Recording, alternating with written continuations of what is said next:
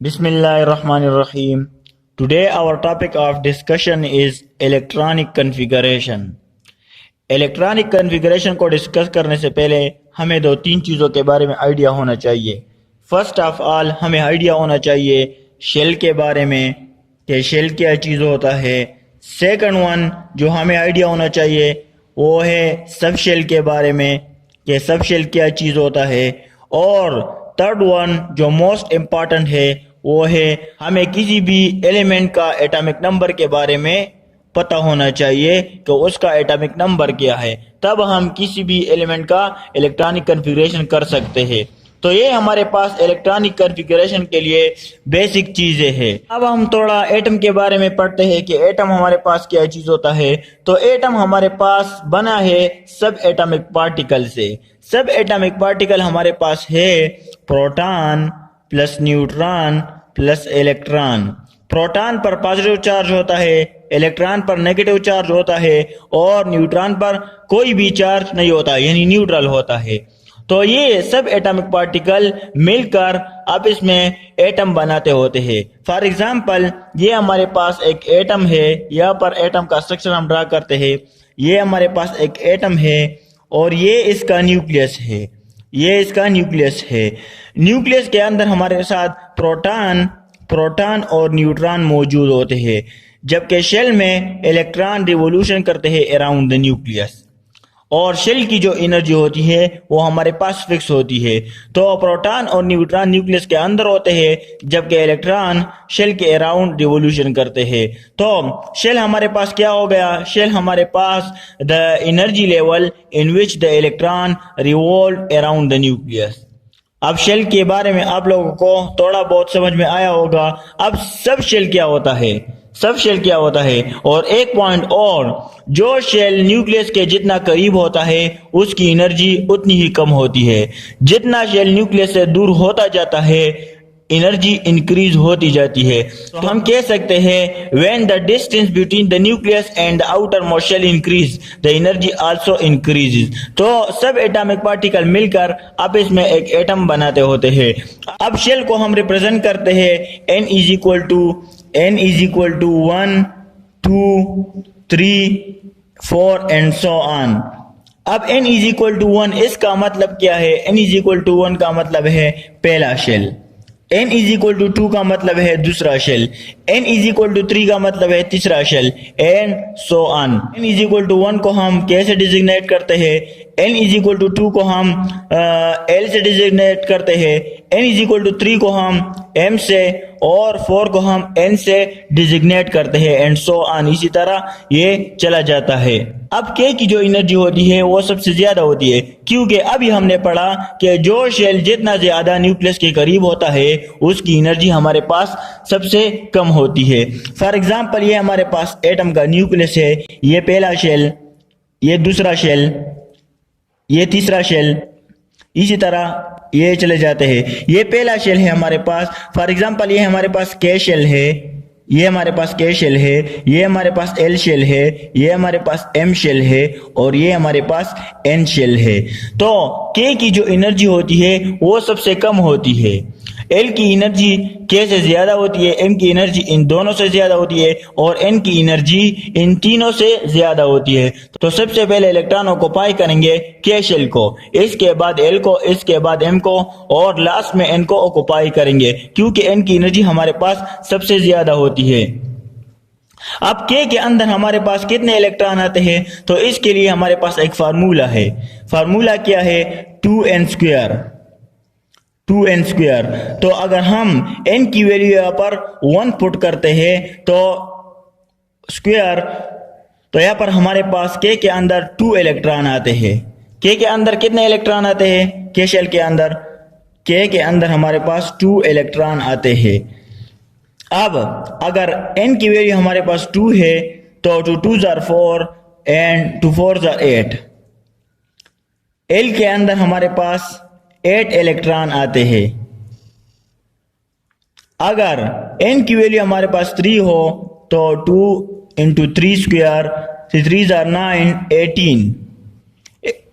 m के अंदर हमारे पास 18 इलेक्ट्रॉन होते हैं।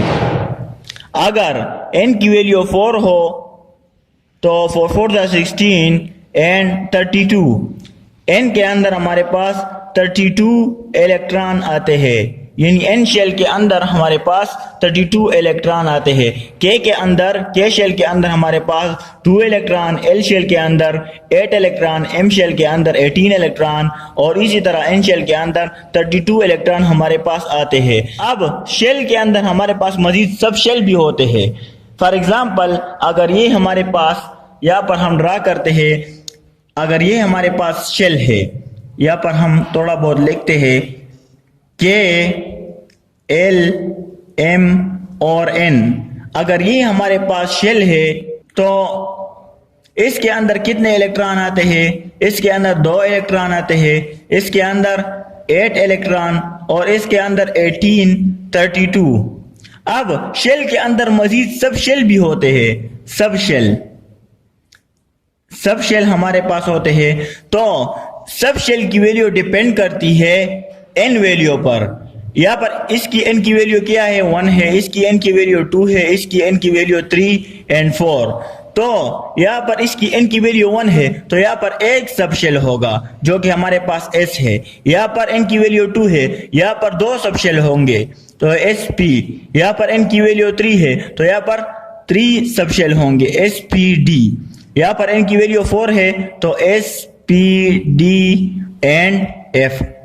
अब सब शेल के अंदर मजीद कितने इलेक्ट्रॉन एकोमोडेट हो सकते हैं? तो इसके अंदर हमारे पास 2 इलेक्ट्रॉन आते हैं जो कि ये है, और p के अंदर हमारे पास कितने इलेक्ट्रॉन होते हैं? 6 होते हैं, और यहाँ पर 2 इलेक्ट्रॉन, यहाँ पर 2 इलेक्ट्रॉन, 6 इलेक्ट्रॉन और यहाँ पर 8 इलेक्ट्रॉन, यहाँ पर 10 इलेक्ट्रॉन। डी के अंदर हमारे पास 10 इलेक्ट्रॉन आते हैं, यहाँ पर 2 इलेक्ट्रॉन, यहाँ पर 6 इलेक्ट्रॉन, यहाँ पर 10 इलेक्ट्रॉन और यहाँ पर 14 इलेक्ट्रॉन। तो अगर आप लोग इन सब को आपस में प्लस कर दें तो इससे दोबारा ये वाला आंसर आएगा, ये वाला आंसर इससे आ जाएगा। तो इसी वजह से हम कहते हैं कि इलेक्ट्रॉन सब शेल के अंदर होते हैं। तो इसी वजह से हम कहते हैं कि इलेक्ट्रॉन हमारे पास शेल के अंदर होते हैं और शेल के अंदर मजीद सब शेल होते हैं जिसके अंदर हमारे पास इलेक्ट्रॉन होते हैं, और सब शेल के अंदर हमारे पास ऑर्बिटल होते हैं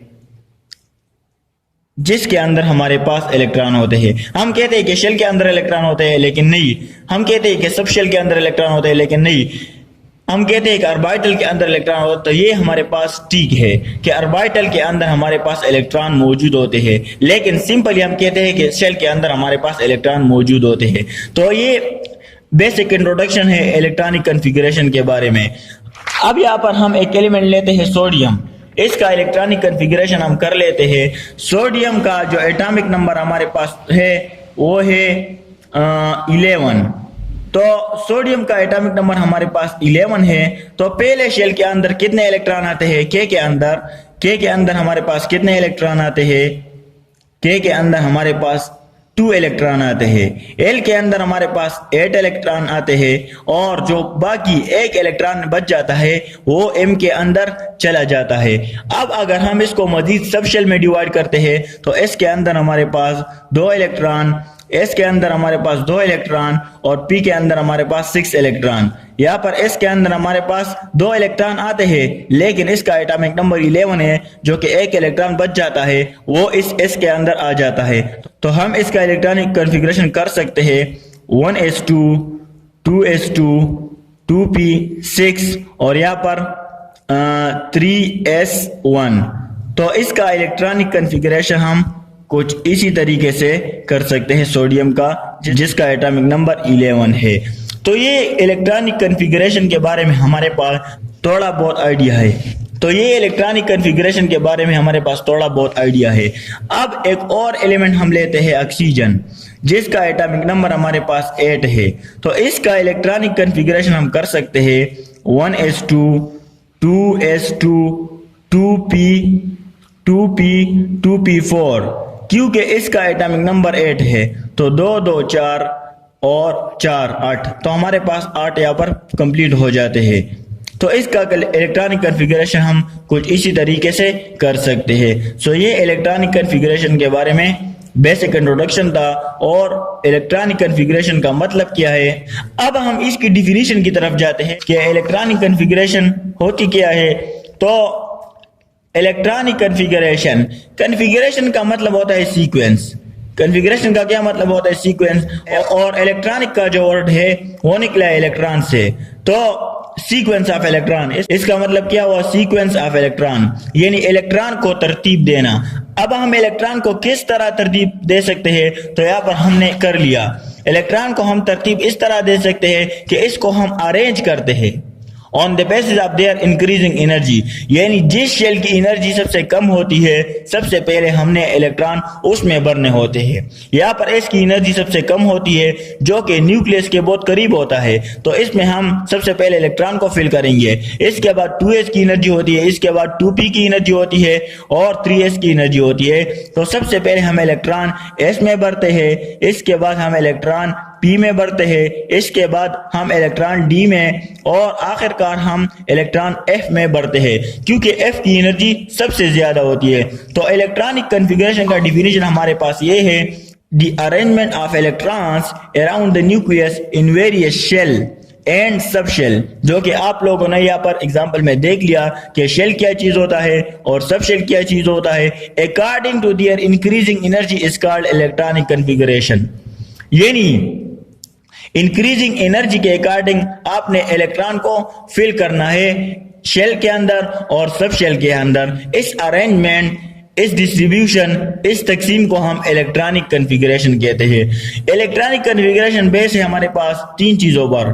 फर्स्ट ऑफ ऑल हमारे पास है अफबा प्रिंसिपल, जो कि हम डिटेल के साथ पढ़ चुके हैं। इसके बाद हमारे पास है पॉली एक्सक्लूजन प्रिंसिपल, इसको भी हम डिटेल के साथ पढ़ चुके हैं। और थर्ड वन हमारे पास है हुंड रूल्स, इसको भी हम डिटेल के साथ पढ़ चुके हैं कि अफबा प्रिंसिपल क्या कहता है, पॉली एक्सक्लूजन प्रिंसिपल क्या कहता है और हुंड रूल क्या कहता है। अगर आपने हमारी ये वाली वीडियोस नहीं देखी तो इसको जरूर देख ले, तब आपको इलेक्ट्रॉनिक कॉन्फ़िगरेशन का कंसेप्ट समझ में आ जाएगा। Okay, thanks.